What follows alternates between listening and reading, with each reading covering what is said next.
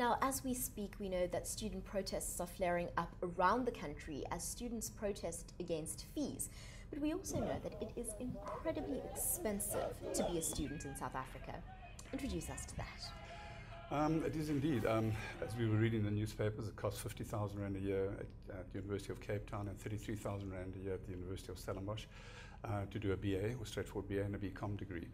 That's excluding food, books, and also excludes accommodation. So it is very expensive. It can be up to close to 100,000 to send a student to university. And very often, a lot of that money has to come out of a very decreasing budget that's owned by families. So it is very, very expensive indeed. Now, if we look at where our universities are just situated geographically, we know that many students travel to university and need to stay somewhere, whether it's in a residence or in housing around the campus. And this is where your company has really been working. You've been working in this sector. Tell us about the state of student accommodation as it stands at the moment. Most of the universities in South Africa have a huge shortage of student accommodation. Matter of fact, the last tested numbers is that we were approximately 220,000 beds short throughout the South African country for universities only.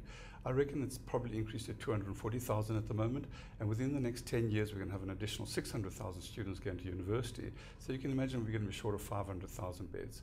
And that's a very, very big problem that we've got at the moment. The problem actually lies in the fact that if students are in a very good residence on campus, a well-designed, well-built residence on campus, the probability of them passing increases to at least 80%. If, however, they're not on campus, that drops down to 60% and even in some cases 40%. So being on campus and having a good, decent accommodation very close to on campus is critically important for the pass rate of our students. It's almost pointless sending so many students to university if we aren't actually providing them with accommodation, because we're sending them there and we're setting them up to fail. It's just a critical crisis that we've got at the moment that has to be addressed. But the problem is that it is very, very expensive to provide a student bed. And we can look at those sums if you're of interest to that. Absolutely. Let's talk a little bit more about that. So how much does it cost to provide a bed on campus to a student?